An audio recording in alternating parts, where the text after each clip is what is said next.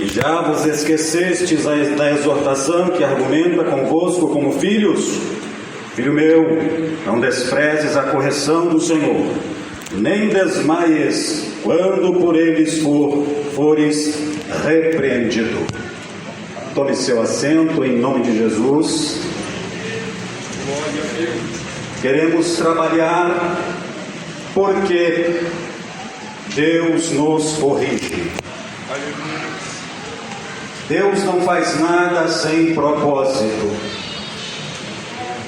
Deus tem um propósito específico em tudo que Ele realiza.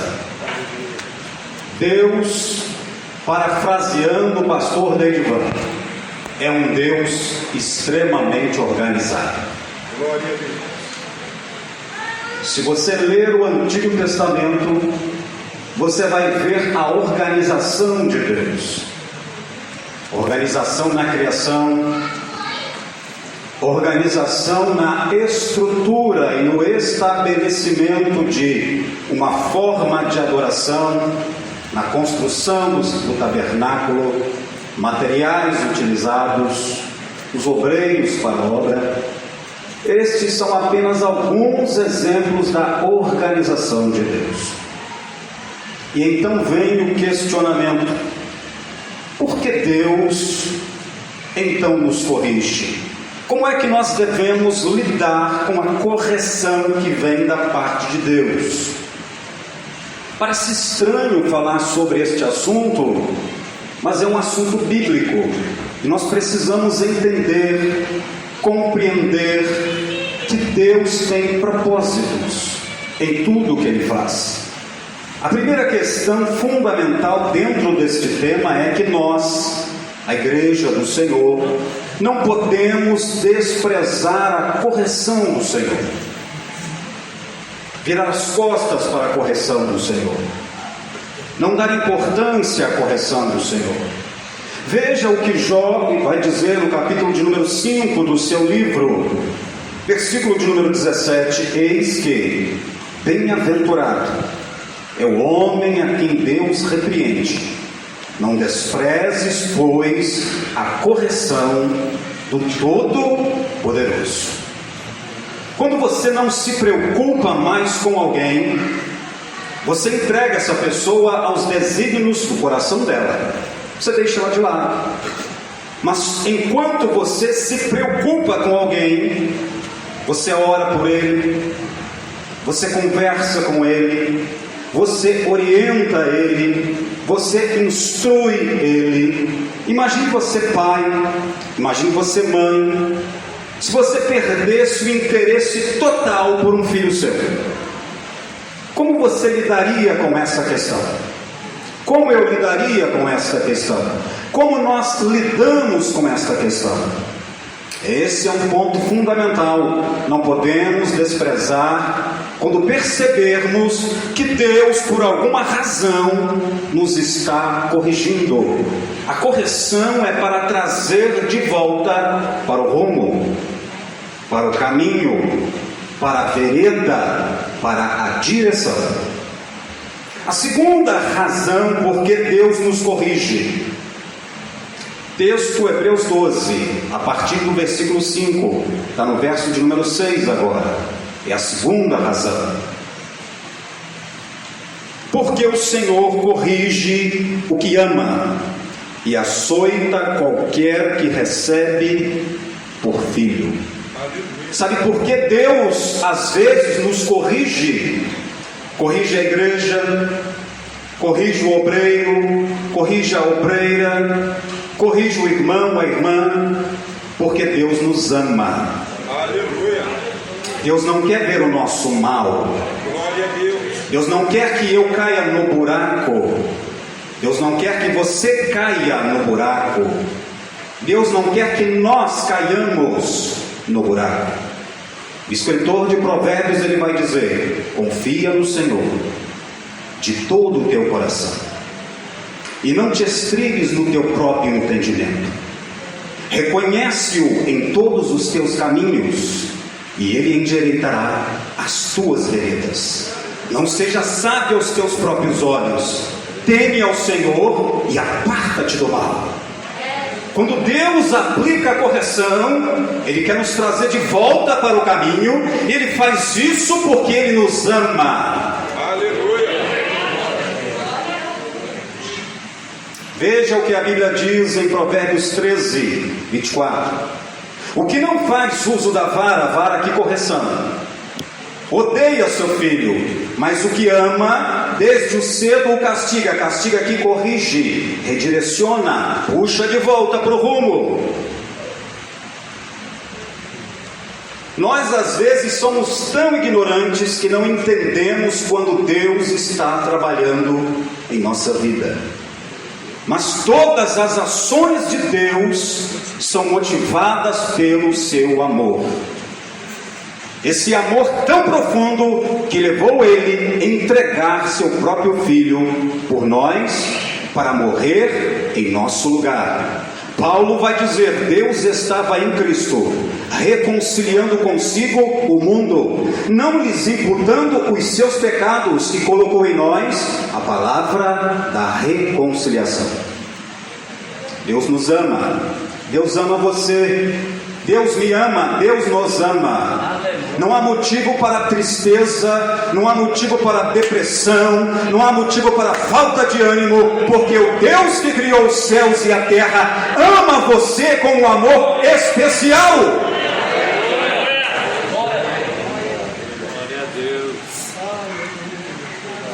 A terceira razão por que Deus nos corrige, ou às vezes nos corrige,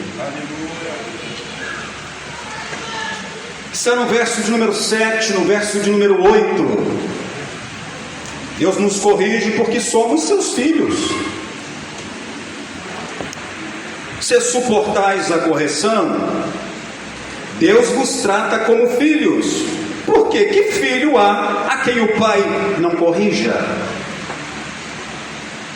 Mas se estáis sem disciplina, da qual todos são feitos participantes, sois então bastardos e não filhos. Bastardos, gerado fora do casamento. Ilegítimo, não faz parte da família. Se suportais a correção, a nossa natureza humana, ela é tão débil, ela é tão difícil de ser trabalhada, que ela nos inclina para nós nos afastarmos da presença de Deus, da vontade de Deus, do propósito de Deus, do desejo de Deus. E a nossa maior luta é travada dentro de nós mesmos. Nós somos o maior gigante que precisamos vencer. E essa batalha se desenvolve no campo da mente, dos pensamentos. Eu não posso impedir que as aves voem sobre a minha cabeça. Entretanto, posso impedir que elas façam um ninho na minha cabeça. Você pode impedir, você pode vencer esses maus pensamentos que atingem a sua mente, a minha mente, a nossa mente. Para tanto, Deus nos entregou a sua palavra e disse a Josué, e nós aplicamos para a nossa vida. O professor explicou hoje na escola dominical, a interpretação é única, a implantação ou aplicação, ela é múltipla, é variada. Embora seja um texto histórico, podemos aplicar para a nossa vida. Não se aparte da tua boca o livro desta lei, medita nele dia e noite, para que tenhas o cuidado de fazer conforme tudo quanto nele está escrito. Aleluia. Nós precisamos entender que Deus nos corrige porque Ele nos colocou numa posição de filho. No Evangelho de João, no capítulo 1, no versículo 12, está escrito: mas a todos quanto o receberam Jesus, deu-lhes o poder de serem feitos filhos de Deus, a saber, os que creem no seu nome. Se nós cremos em Jesus, Deus nos recebe, Ele aplica uma das etapas que nós chamamos na teologia de adoção. Ele nos agrega na sua família, Ele nos coloca na família. E Romanos 8,17 vai dizer que se nós somos filhos de Deus, somos herdeiros dele, cordeiros ao lado de Cristo, se é certo que nós padecemos com Ele, para que também com Ele sejamos glorificados. Veja que privilégio ser filho de Deus, ter uma herança, pertencer à família de Deus e receber a glorificação futura, a última etapa da salvação. Quando esse corpo nosso mortal será revestido de imortalidade, quando esse corpo nosso corruptível será revestido de incorruptibilidade, e aí nós vamos levantar um estandarte e vamos dizer: onde está o inferno, a sua vitória? Onde está a morte, o seu aguilhão?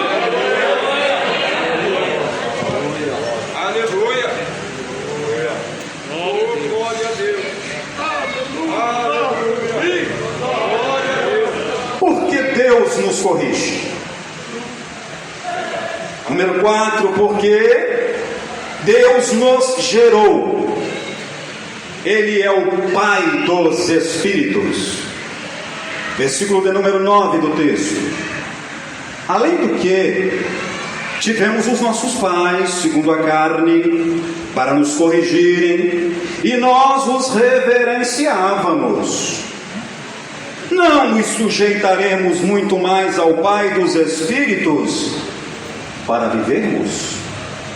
A conclusão lógica é: todos nós tivemos um Pai que nos gerou em algum momento, e nós, enquanto fazíamos parte daquela família inicial, nos sujeitávamos à autoridade daqueles pais, pai e mãe.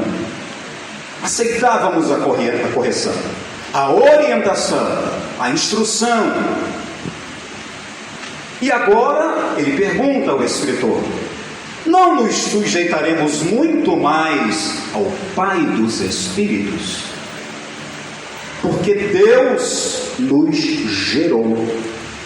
Isso é tão profundo, isso é tão complexo, que quando você entende, percebe, compreende isso, você entende que você não é um acidente. Você entende que Deus tem um propósito na sua vida. Você entende que Deus tem um chamado para a tua vida. Você entende que você vai ser um instrumento de Deus em alguma área. Talvez seja na política. Você vai ser um vereador, um deputado, um senador, um presidente, um ministro. Talvez vai ser na área da educação, você vai ser um pedagogo, uma pedagoga. Talvez você vai lidar com pessoas com a boca aberta o tempo todo, você vai ser dentista. Mas Deus tem um propósito. E esse propósito redunda para a glória dele. Olha o Salmo 139. Verso 14 e 15. Eu te louvarei, porque de um modo assombroso e tão maravilhoso fui feito. Maravilhosas são as tuas obras. Você é uma obra de Deus? Maravilhosas são as tuas obras. Deus fez tudo perfeito e colocou a eternidade no coração do homem. Maravilhosas são as tuas obras, e a minha alma o sabe muito bem. Os meus ossos não te foram encobertos. Deus estava desenhando o diâmetro de cada osso seu.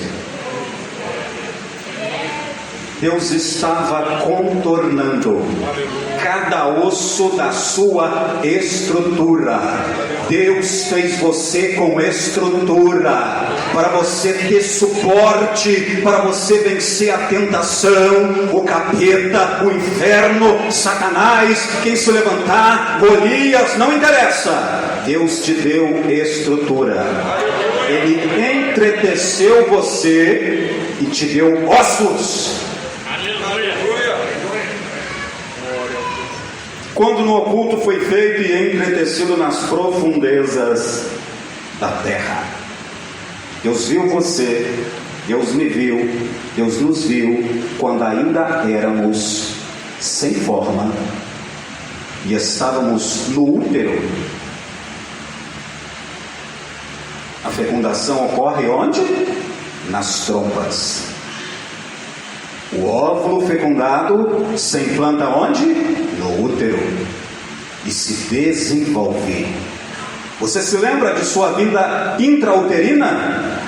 Eu me lembro, nós nos lembramos. Quantos perigos corremos naquela vida intrauterina? Uma queda poderia provocar um aborto. Um acidente poderia provocar um aborto. E por que isso não aconteceu?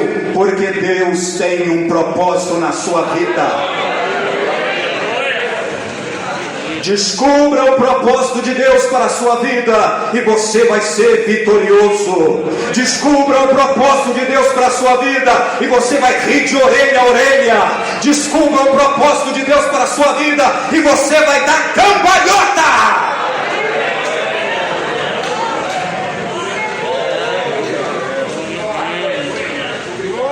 Número 5, Deus nos corrige para que possamos ser participantes da sua santidade. Verso de número 10 do texto. Porque aqueles, na verdade, por um pouco de tempo nos corrigiam, como bem lhes parecia, mas este para nosso proveito, para sermos participantes da sua santidade. Sabe por que Deus me corrige? Por que Deus te corrige? Porque santidade é atributo de Deus. Santo, santo, santo é o Senhor Deus dos exércitos. Toda a terra está cheia da sua glória. É um atributo comunicável. Ele reparte conosco. Ele quer que nós sejamos santificados e possamos viver ao lado dele. Veja o que a Bíblia diz em 1 Tessalonicenses capítulo 5, versículo 23. Eu mesmo, Deus de paz, vos santifique. É Deus que nos santifica. A santificação, ela parte, ela é a obra inicial da parte de Deus. A iniciativa é de Deus. E o mesmo Deus de paz vos santifique. Ele santifica, ou Ele deseja santificar como? Em tudo, plenamente. Deus quer alcançar todas as áreas da nossa vida. Todas. Linguagem, pensamentos, intenções, emoções, todas Ele quer alcançar. Vos santifiquem tudo e todo o vosso espírito. Ponto de partida é o espírito, inicialmente. E alma perpassa pela alma, emoções. E corpo alcança o corpo.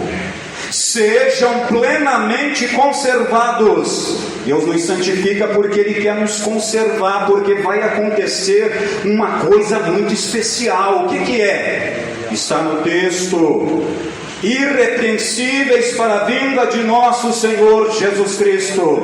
Jesus Cristo está voltando, e quem vai subir com Jesus Cristo é quem foi santificado por Deus, santificado no Espírito, na alma e no corpo. Os céus vão se abrir, a trombeta vai soar, e esta igreja vai deixar a esfera material, e nós vamos adentrar a esfera celestial, e vai ter um coral lá no céu dizendo: onde está, ó inferno, a tua vitória? Onde está a morte ao teu aguilhão? E os anjos vão dizer assim: quem é este, o Rei da Glória? E alguém vai responder: é o Senhor forte e poderoso na batalha. E eles vão dizer: levantai, ó portas, porque vai entrar o Rei da Glória. Levantai, ó portais eternos, porque está entrando o Rei da Glória. O Rei da Glória vai entrar, e a igreja vai entrar ao lado dele. Dequinha, você deu o plano de aula pro Edson, né? Foi você que deu o plano de aula pro Edson hoje de manhã, né? Pra mim você não dá plano de aula, né? Depois você me dá, né? Aleluia. Número 6, Deus nos corrige para que possamos produzir frutos de justiça. verso de número 11. E na verdade, toda correção ao presente não parece de gozo, ser de gozo, serão de tristeza, mas depois produz um fruto pacífico de justiça nos exercitados por ela. Ela aqui, pronome pessoal, está no feminino. Por quê? Porque está se referindo à correção. Quem é exercitado pela correção se torna produtivo na presença de Deus. É por isso que Deus nos corrige. Puxa a orelha. João capítulo 15, versículo 16 do Evangelho: não me escolhestes vós a mim, mas eu vos escolhi a vós, e vos nomeei para que vades e deis fruto, e o vosso fruto aí, permaneça, e a fim de que tudo quanto pedirdes em meu nome ao Pai, Ele vô-lo conceda. Quem produz fruto? Quem aceita a correção. Os fariseus, saduceus, eles queriam até produzir fruto, mas eles não aceitavam a correção. E eles foram um dia conversar com João Batista. E João Batista, conhecendo a índole deles, disse: raça de víboras, quem vos induziu a fugir da ira vindoura? Produzi, pois, frutos dignos de arrependimento. E não presumais de vós mesmos, dizendo: nós temos por pai Abraão. Porque eu vos digo que até destas pedras Deus pode suscitar filhos a Abraão. E tem um detalhe para vocês, tá? O machado já está posto à raiz das árvores. Toda árvore que não produz bom fruto será cortada e lançada no fogo. O fogo ali é figura do juízo. Quem não aceita a disciplina, a correção, a instrução da parte de Deus, não tem parte com Ele, não se relaciona com Ele, não é produtivo. E Deus, Ele é gestor, Ele é formado nesse negócio de produção. Parece que Ele é engenheiro de produção, alguma coisa desse tipo. Ele gosta desse negócio de produtividade. Gênesis capítulo de número 1, versículo de número 11. Se você quiser abrir aí, você pode abrir. Veja Gênesis 1, versículo de número 11. E disse Deus: produza a terra erva verde, erva que dê semente, árvore frutífera que dê fruto, segundo a sua espécie, cuja semente está nela sobre a terra. E assim foi. Olha o 12: a terra produziu erva dando semente conforme a sua espécie, e árvore frutífera cuja semente está nela conforme a sua espécie. E viu Deus que era bom. Deus chamou a terra e falou: tem uma tarefa para você. Fala, Senhor. Produza. Se vira nos 30. Produza árvores frutíferas que dê semente segundo a sua espécie. E a terra se virou e produziu. Olha Gênesis capítulo de número 1, versículo de número 20. Versículo de número 20. E disse Deus: produzam as águas abundantemente répteis de alma vivente, voe as aves sobre a face da expansão dos céus.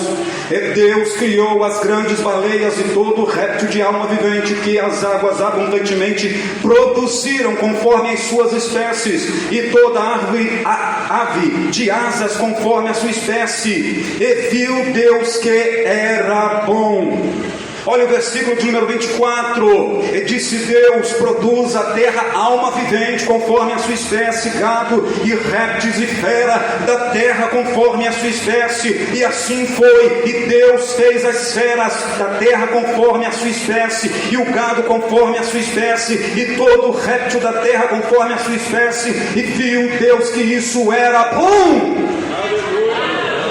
Deus nos corrige porque Ele quer que nós sejamos uma árvore produtiva. Bem-aventurado é o homem que não anda segundo o conselho dos ímpios, não se detém no caminho dos pecadores, nem se assenta na roda dos escarnecedores. Antes tem o seu prazer na lei do Senhor, e na sua lei medita de dia e de noite. Pois será como a árvore frutífera, plantada junto aos ribeiros de água, a qual dá o seu fruto na estação própria, cujas folhas não caem. Tudo o que fizer prosperará. Os ímpios não são assim, mas são como a moinha que o vento espalha. Pelo que os ímpios não subsistirão no juízo, nem os pecadores na congregação dos justos, porque o Senhor conhece o caminho dos justos, mas o caminho dos ímpios vai perecer ou perecerá. Deus nos quer produtivo. Então dá mais tempo. Palmas para Jesus.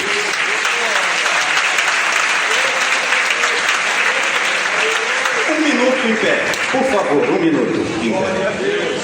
Vamos orar, fazer uma oração para Deus nos tornar produtivos. Pastor Haroldo, por favor, ore. Posso orar? Então vamos orar. Feche os seus olhos. Terra plaçou que vai a pecantará plaçou.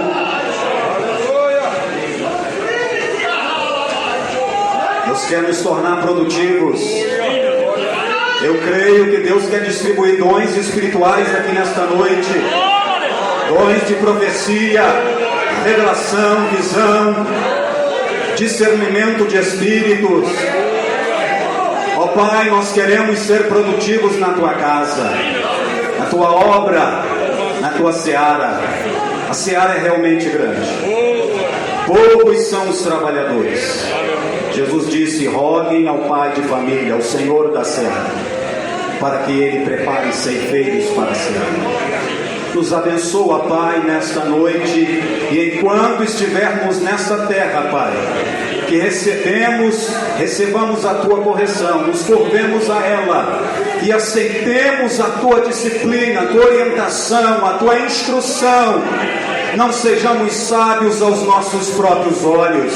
Temamos ao Senhor e que o Senhor implante em nós a semente do avivamento e da produtividade. Que esses obreiros que estão à minha retaguarda sejam cheios do Espírito Santo. Que esta igreja que está à minha frente seja cheia do Espírito Santo e que nós produzamos o fruto do Espírito: o amor, a alegria, a paz, a longanimidade, a benignidade, a bondade, a fidelidade, a mansidão, o domínio próprio, a temperança, porque contra essas coisas não há lei. Graças te damos por tudo em nome de Jesus. Amém. Obrigado pela oportunidade em nome de Jesus.